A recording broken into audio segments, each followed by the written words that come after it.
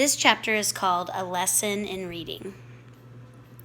Of course, Justin did not escape that day, nor even that year, and when they, Julie, put on a glove and went to pick him up, he submitted meekly enough, and in a short time he was back in his cage. Yet he had learned some things.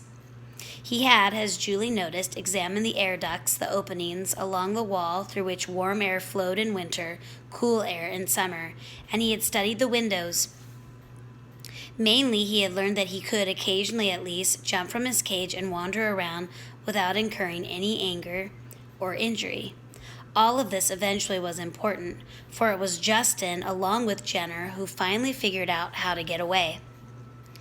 I had a part in it too, but all that came later. I won't go into details about the rest of our training except for one part of it was the most useful of all. But in general, during the months that followed, two things were happening. First, they were learning more than any rats had before, and were becoming more intelligent than any rats had ever been. The second thing could be considered, from some points of view, even more important and certainly more astonishing than the first. Dr. Schultz, you will recall, had said that the new series of injections might increase our lifespan by double or more. Yet even he was not prepared for what happened. Perhaps it was the odd combination of both types of injections working together. I don't know, and neither did he. But the result was that, as far as he could detect in the A group, the aging process seemed to stop almost completely. For example, during the years we were in the laboratory, most of the rats in the control group grew old and sickly and finally died. So did those in B group, for though they were getting injections too, the formula was not the same as ours. But among the 20 of us in A group, no one could see any signs that we were growing older at all.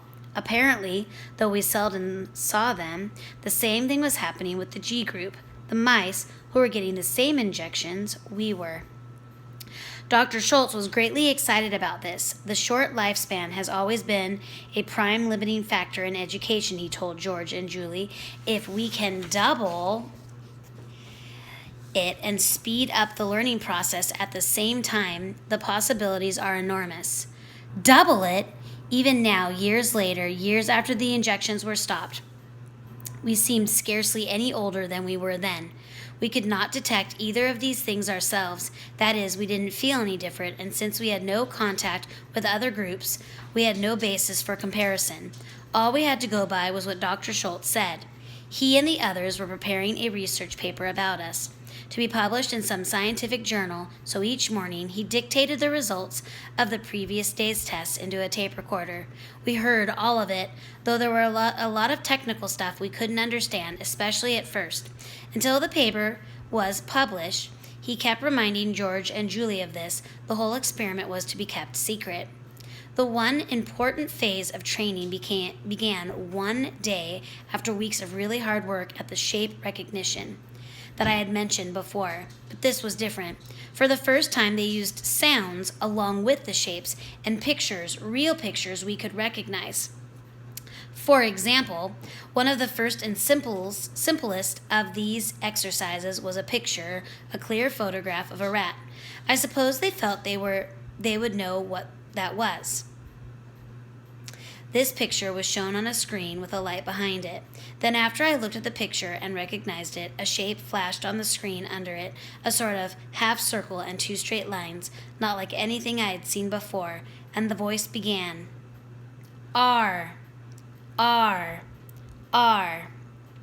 It was Julie's voice, speaking very clearly, but it had a tiny sound, like it was a record. After repeating R a dozen times or so, that particular shape disappeared and another one came on the screen, still under the picture of the rat. It was a triangle with legs on it, and Julie's voice began again. A, A, A. And when the shape appeared, a third one came on the screen, and this was a cross. Julie's voice said, T, T, T. And then all three shapes appeared at once, and she recorded, and the record said, R, A, T, rat. You will already have recognized what was going on. They were teaching us to read. The symbols under the picture were the letters RAT, R-A-T. But the idea did not become clear to me, nor to any of us, for quite a long time, because of course we didn't know what reading was. Oh, we learned to recognize the shapes easily enough, and when I saw the rat picture, I knew straight away what symbols would appear beneath it.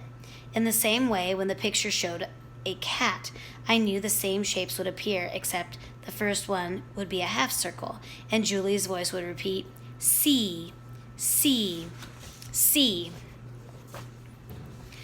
I even learned that when the photograph showed not one but several rats, a fourth shape would appear under it in a snaky line, and the sound with that one was S, S, S. But as to what all this was for, none of us had any inkling. It was Jenner who finally figured it out.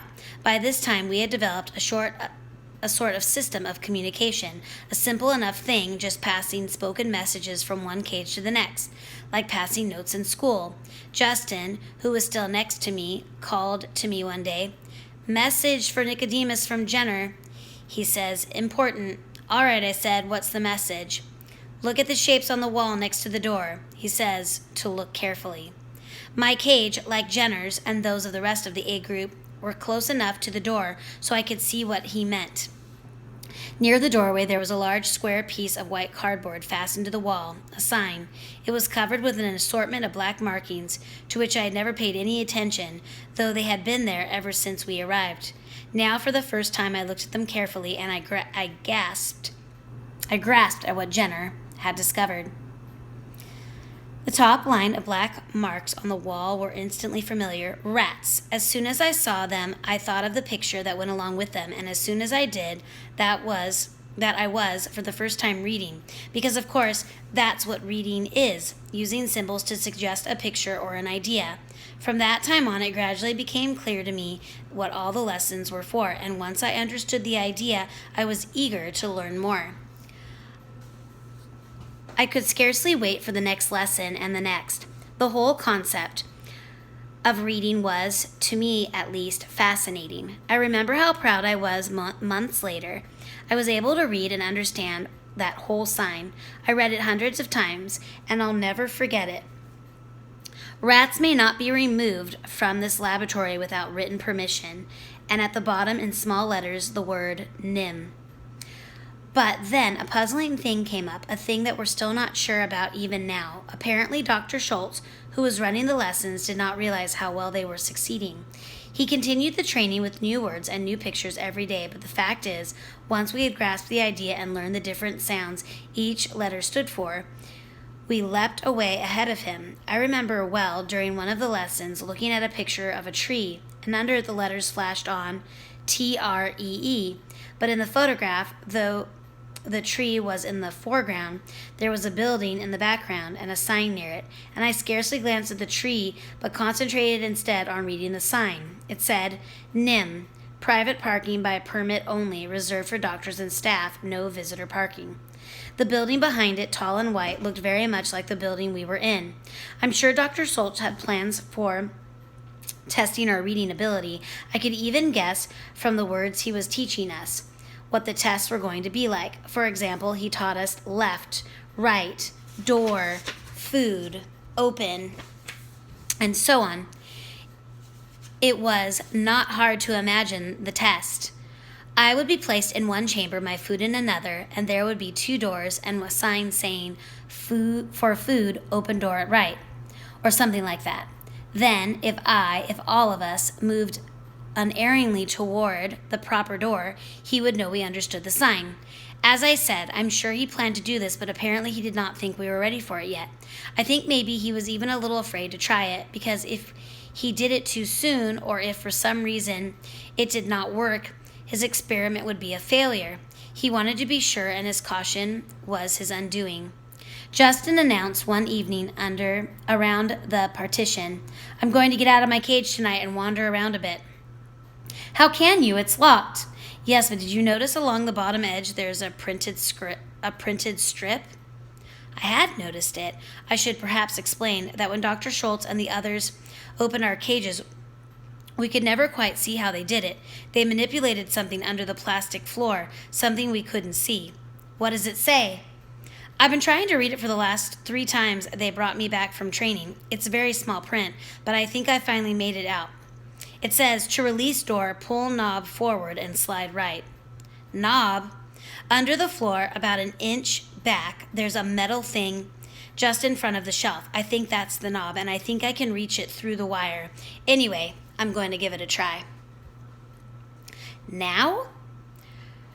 Not until they close up. Closing up was a ritual Dr. Schultz, George, and Julie went through each night. For about an hour, they sat at their desks, wrote notes in books, filed papers in cabinets, and finally locked the cabinets. Then they checked all the cages, dimmed the lights, locked the doors, and went home, leaving us alone in a still laboratory. About half an hour after they left that night, Justin said, I'm going to try it now. I heard a scuffling noise, a click, and a scrape of metal, and in a matter of seconds, I saw his door swing open. It was as simple as that, when you can read. Wait, I said. What's the matter? If you jump down, you won't be able to get back in. Then they'll know. I thought of that. I'm not going to jump down. I'm going to climb up the outside of the cage. It's easy. I've climbed up the inside 1,000 times. Above these cages, there's another shelf, and it's empty. I'm going to walk along there and see what I can see. I think there's a way to climb to the floor and up again. Why don't I go with you? My door would open the same as his. Better not this time, don't you think? If something goes wrong and I can't get back, they'll say it's just A9 again. But if 2 of us are found outside, they'll take it seriously. But if I read that. They might put new locks on the cages. He was right, and you could see that already we both had the same idea in mind, that this might be the first step toward escape for us all.